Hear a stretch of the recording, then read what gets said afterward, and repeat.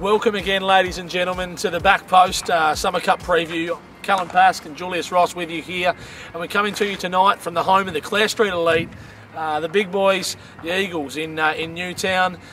Over the back there, we've got some cricket being played in the nets, and the cricket pitch in the middle of Clare Street's often a bit of a contentious issue throughout the year in the season proper, Jules. But tonight, we'll forget about the cricket. We'll move forward to the Summer Cup preview. Midweek, there's a little bit of controversy, I guess you'd say. Can you talk us through that? Yeah, certainly. As a lot of people may have known by this stage, Derwent United have been kicked out of the competition for forfeiting. They haven't had their international players cleared, so unfortunately for them, they haven't been able to field teams in the reserves or the seniors as they did against Metro last week, where Metro was awarded a 3-0 victory because of that reason. So that really throws a spanner in the works of Group C, because now both South and Newtown will be awarded 3-0 victories, and that really puts Newtown, and here we are, in a really interesting position at the top of the group. Yeah, look, I'm sure if the Clare Street Elite boys were here, they'd be telling us how happy they were, because it puts them in the box seat. A win this weekend, and we'll talk about their game against Knights in just a moment. A win this weekend will see South Hobart bow out of the semi-finals and the Summer Cup before they even get to play a game next week, which would be a dead rubber if Newtown Eagles are victorious, and that's the first time we've seen that happen in a long time, and perhaps a sign of things to come in the season ahead. Interesting, going back to the point, what's your take on this whole situation, Callum? Yeah, look, it's a disappointing one. No one wanted to see this happen. Perhaps some have said the writing was on the wall when they were bringing in 7 imports, and whether a club should need to bring in 7 imports to sustain a team in the Summer Cup. But more than anything else, I think something needs to be done about looking into how this was allowed to happen, Jules. FFT surely we're trying to create a whole team competition for the Summer Cup, both for crowds and for the punters alike. But something needs to be looked at in terms of how they're allowed to enter this competition, enter the draw with a team that was non-existent by the looks of it. But you know, it's a sad state of affairs, but we move on. Friday night, the game's been replaced by the early kick-off on Saturday morning. We'll see Olympia play Metro, and I'm sure George will be happy about another Friday night game, as will the Metro supporters. They'll be able to get out there and support their team, and we're expecting another big turnout. But it should be an interesting game, Jules. How do you see it panning out? Well, if it's last week was anything to go by, I think Olympia they obviously had a really good start last week and beat the Knights 5-1, and I think that second half performance really showed that Olympia have got a bit of graft in this season. So it'll be interesting to see what Metro are made of. Obviously, George Krambazanis is an interesting coach, and again linked back to Newtown Eagles here, and he also was the goalkeeper coach with Jason Voss at Olympia last season, and Jason Voss actually had an outstanding game last week, as we all know, against the Knights. So there's a few interesting stories in this match, but I think Olympia's probably got it, given the fact also that Josh Fielding, their captain's back in after suspension, and also Yusuf Mohammed. Yeah, look, and Warren Waterworth, we spoke about him at the end of the weekend in our wrap.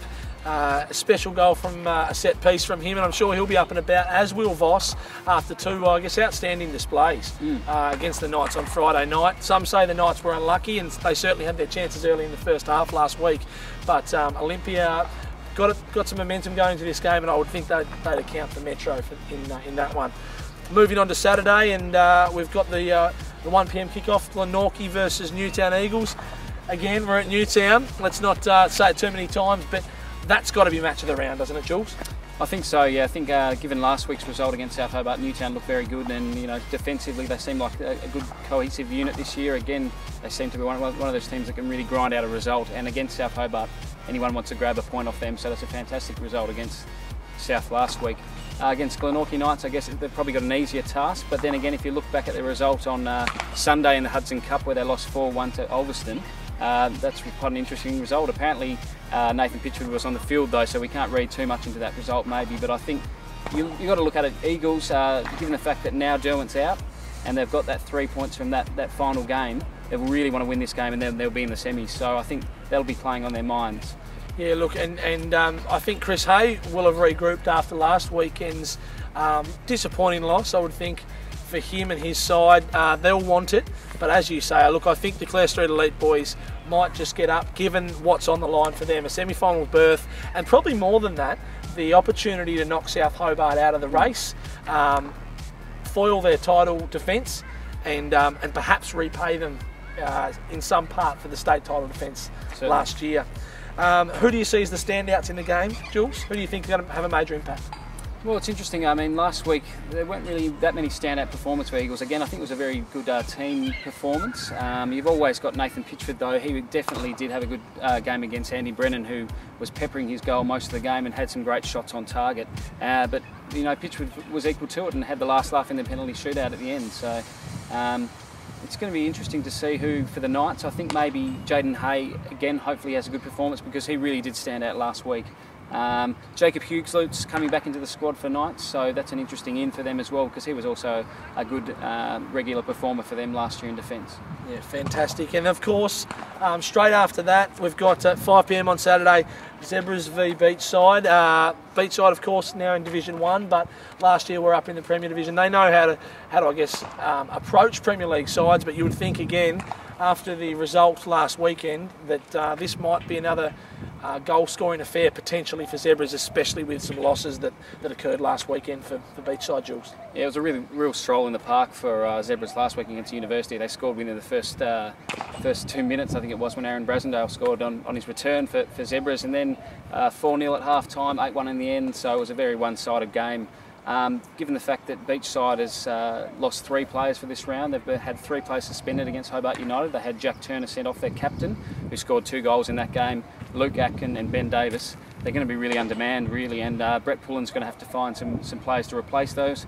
I don't know what sort of quality they can come across to replace those 3 players.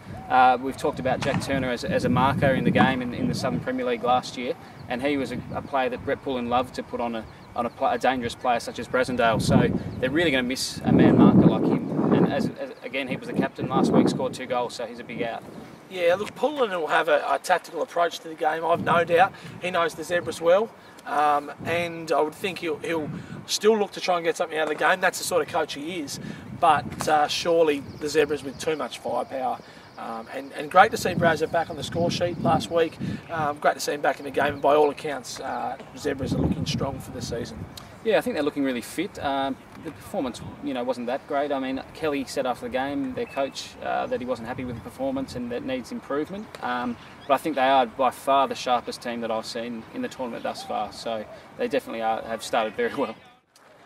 And of course, Sunday we've got another strong lineup of matches, 3 games for the punters that want to go along and have a look. The early kick-off is Nelson versus Kingborough.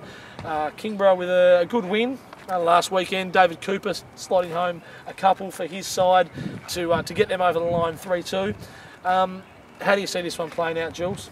Can't see anything but a Lions win. I was quite impressed with them last week against Clarence, and I think they definitely were the better side in that game. Nelson, I watched against Taroona and they really struggled, and Taroona really wasn't a strong outfit that they put out last week. They were quite a young side, and so were Nelson. And I spoke to Coach Michael Roach after the game, and he said there are a few older players to come in, more experienced players, but at this stage they're just trying to work with these youngsters and blood a few new youngsters. So that's great for them, but I guess results-wise, I think it's got to be Lions. Yeah, and look, after speaking with Rhodes last weekend as well, I think he was pretty happy with their first sort of 15-20 minutes. They certainly opened very sharply and maybe tapered off a bit to the end there. Still got the win, but I'm sure he'll be looking for more from his team. And like you say, I think that's probably going to be a pretty clear victory for Kingborough Lions if they're anything like they were last weekend. And that could really put them in pole position in the group because they're already 3 points up. Taroona's the other team with 3 points, but if they get this victory over Nelson, which I believe they will, they'll be on 6 points and they'll be laughing. Yeah, absolutely. And the next game on Sunday, Jules, Uni versus Hobart United. I don't know too much about the 2 teams, haven't been able to get a look at them yet. What are your thoughts? Again, University's looking to bring some more players in, so Gary Slicer wasn't too unhappy with the result against Zebras, even though it was 8-1, a bit of a thrashing, but he said, they've got a few more players to come in.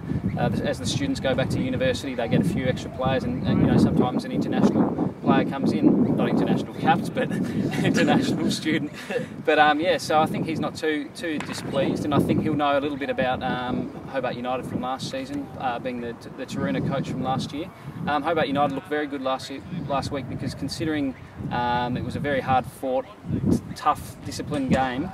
Sorry, a little bit ill-disciplined. They actually held their ground, didn't just thought about the football, played on the deck, and they actually won the game from 2-0 down. So credit to Hobart United last week. Yeah, absolutely. So that leads us to the last game of the weekend, Jules. Clarence versus Taroona. Again, Clarence looked a little bit like a shadow of their former selves last weekend, given that they lost a couple of major players that had a huge impact for them last year. I haven't seen much of Taroona. What do you think is going to happen with this game, Jules? Well, I think, you know, the fact that Ronnie Bolton was away last week against the Lions, I think that might have played a little bit on the minds of the players. I mean, they probably weren't revved up as they should have been, and I think maybe this week, you know, Ronnie might get in their ear and hopefully say, look, I want a result, because this is, you know, his second competitive game. His first one, he wasn't there, but they did lose, so he'll want 3 points as soon as he can, just to get ready for the season and make sure the formation and everything's set. I guess, you know, again, it's Summer Cup, but, you know, results do count, and, you know, people do look at the results in a pre-season tournament to judge a team on its character and its formation, etc. Taroona, I thought they were all right last week, but they really should have killed off the game early against Nelson, and they really let Nelson back into the game. They had a multitude of chances throughout the game and really should have buried Nelson early on, and they left it to, I think it was the last minute, when Tom Loftus scored finally in the 90th minute. So again, Premier League side, always more experienced, got the better personnel. Taroona, again, very young side this year, so I think it's got to be Clarence's game. Absolutely, and I guess just finally, Kenny Morton's team, they certainly wouldn't have gone without a win for this long. They're going to have to wait now, given that they've got the forfeited match. They'll probably go to the Hudson Cup and try to use that as a bit more for match fitness, maybe for more of their senior team than they would have sent up previously had they been playing on Friday night. So it'll be interesting to see what squad turns out for them up north. But I think he'll be looking to try and get his players, you know, into some momentum as well, given that they've got their forfeited match on Friday. It's Summer Cup time. It's second week. We're excited, and we hope you are too. We look forward to seeing you out at Warriors Park. And until then, see you later.